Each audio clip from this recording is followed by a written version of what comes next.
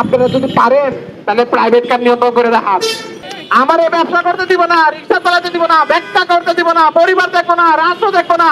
দাদা 850 টাকা দিয়ে আমার নাস্তা হয়, তাহলে আমি কি করবো বলেন আপনারা? আমরা এখানে 13 দফার কথা কইছি জাগরণ থেকে। 13 দফা কি? 13 দফা শুধু প্রতিবন্ধী মানুষের কথা না, এটা হলো আমাদের এই রিক্সা অটো রিক্সা সমাধান করার জন্য পরিবেশ বান্ধব এবং একটা টেকসই সমাধানের রাস্তা আমরা দেখাইছি। আমরা এই প্রস্তাবে গত অক্টোবর মাসের 30 তারিখ নিরাপদ সড়ক দিবস উপলক্ষে প্রোগ্রাম করছিলাম। ওইখানে 11 দফা সুপারিশ দিয়েছিলাম, কে 5 দফা, কিন্তু ওইটা সংক্ষিপ্ত করে আমরা এখানে 13 দফা দিচ্ছি। আপনারা দেখেন এখন পর্যন্ত 3টা রিট হয়েছে আদালতে। 3টা রিট কারা করছে? রিক্সার মিয়া 2টা করছে, 20 সালেরটাও করছে একজন অটো রিক্সার পার্ট আমদানিকারক, 22 সালেও করছে পার্ট আমদানিকারক, আজকে 24 সালেরটা কারা করছে? তারা হচ্ছে আমাদের পায়ের রিক্সা। আপনি বলেন আজকে স্বাধীনতার 53 বছর পরে আমরা নাকি স্যাটেলাইট উড়াইছি, তাহলে পায়ের রিক্সা কেন থাকবো? আজকে পায়ের রিক্সা চালাইয়া আমাদের রক্ত পানি করার দরকার থাকে। এই মানুষগুলি কেন তার অকালে জীবন চোখ করে দম করে তা করে আসো দেখো দেখে না। তাহলে আমাদের এই জাগরণ প্রতিবন্ধী কল্যাণ সংস্থা হইলো একটা রিক্সা শ্রমিকদের সংগঠন। এটা কোনো ধান্দাবাজ সংগঠন না, এটা কোনো বৈপুর সংগঠন না।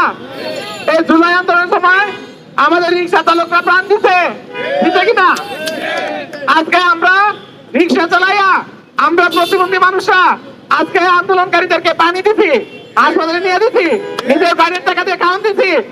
কোন দেশে হাল্লাইকা ওটাই বললাম। এখন আমরা কোন দেশ থেকে হাল্লাইকা আমরা রিক্সাওয়ালাদেরকে আমাদের কথা কইব না? এখানে পুলিশ ভাইরা আছেন, সাংবাদিক ভাইরা আছেন, অফিসার ভাইরা সচিবালয় পাশেই আছে। তাদের তো কথা ছিল আমাদের জনগণের ছাড় কর, আমরা কেন তাদেরকে ছাড় বলবো? তারা আমাদেরকে ছাড় বলতে হবে।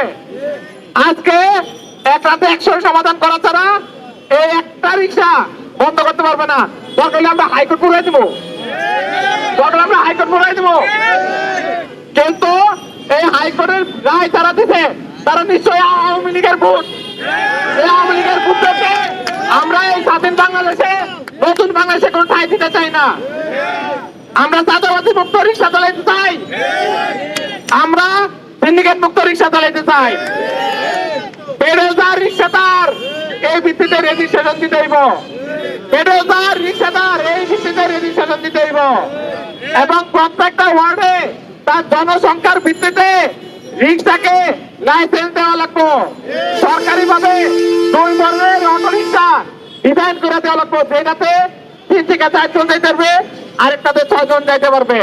কারণ আমরা এই রিক্সাগুলি না হলে আমাদের শহর ওইভাবে ডিজাইন করা হয় নাই, আমাদের দেশ ওইভাবে তৈরি করা হয় নাই।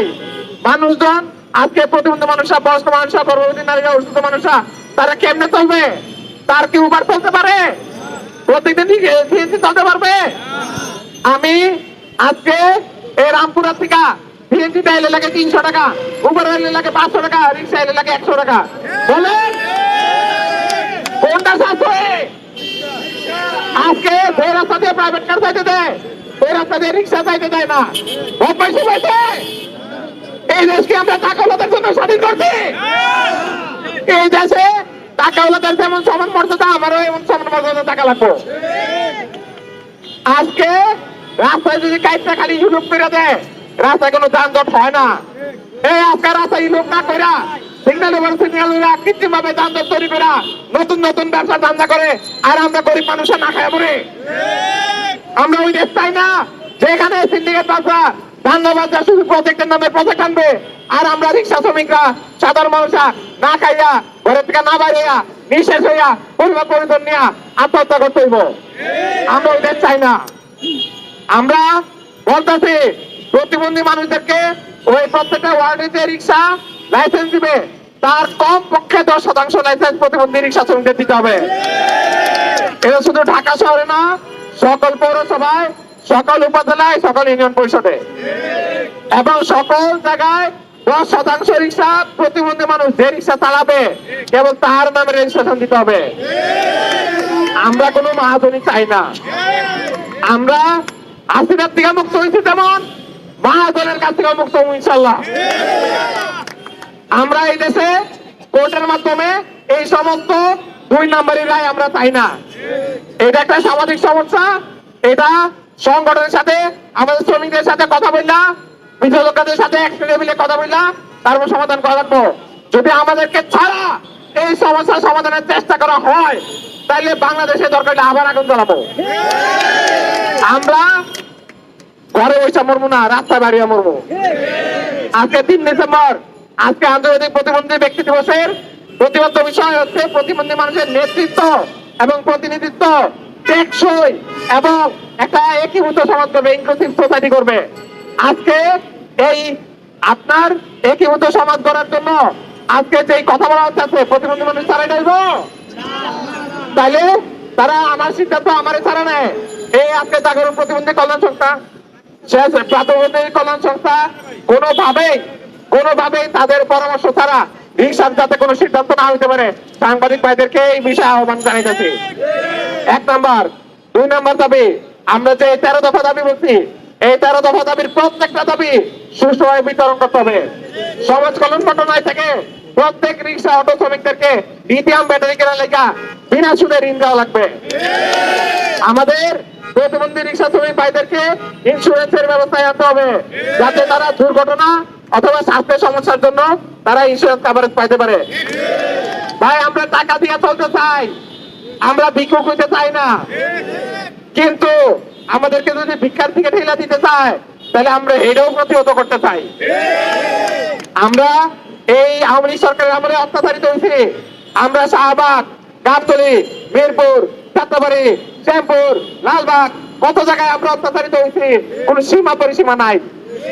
কিন্তু আজকে এই সরকার পরিবর্তন হয়েছে কিন্তু অত্যাচার পরিবর্তন হয় নাই। আজকে এই প্রতিবন্ধী মানুষের যারা অত্যাচার করে তাদেরকে বলে দিতে চাই, আজকে একটা দুর্ঘটনা কিন্তু আপনার জীবনে আমাদের মতোই পরিণতি নিয়ে আসতে পারে। খবরদার, আপনারা মনে রাখবেন, আমরা আপনাদের ভাই, আমরা এই রাষ্ট্রের নাগরিক। আমাদের প্রতি লাঠি হাত পা ছোড়ার আগে 10 বার ভাবুন। আমাদেরকে যে সংবিধানে আমার মৌলিক অধিকারগুলি দেওয়া হয়েছে সেইগুলি আজকে সংবিধান সংস্কার করতেছে, সরকার সংবিধান সংস্কার করতেছে। আজকে বড় দলগুলি আমাদের প্রতিবন্ধী মানুষদের সাথে বসে না, সরকার বসে না। আজকে এগুলি যদি না করে, আজকে পরিবর্তনের সময় যদি আমাদেরকে না রাখে, তাহলে আমরা এই যে বড় বড় কথা বলি টেলিভিশনে বৈশা, আজকে টকশোতে বৈশা এই ইনক্লুসিভ পলিটিক্স চাই, ইনক্লুসিভ স্টেট চাই, তাহলে আমরা এই সমস্ত ইনক্লুসিভ স্টেট করে পানি কামড় ভিক্ষা করা।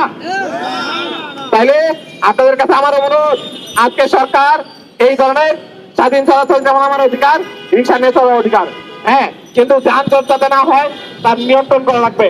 আপনারা যদি পারেন তাহলে প্রাইভেট কার নিয়ন্ত্রণ করে দেখান। এই দিন আমরা রিক্সার নিয়ন্ত্রণের কথা কইবেন, এর আগে কইবেন না। প্রাইভেট কার নিয়ন্ত্রণ করতে পারেন না, আজকে রিক্সা নিয়ন্ত্রণের জন্য আপনারা পাগল হয়ে গেছেন। পরিবেশের কথা আমরাও ভাবি, আমরা মূর্খ হইতে পারি কিন্তু পরিবেশের কথা আমরা না ভেবে ভাবি না।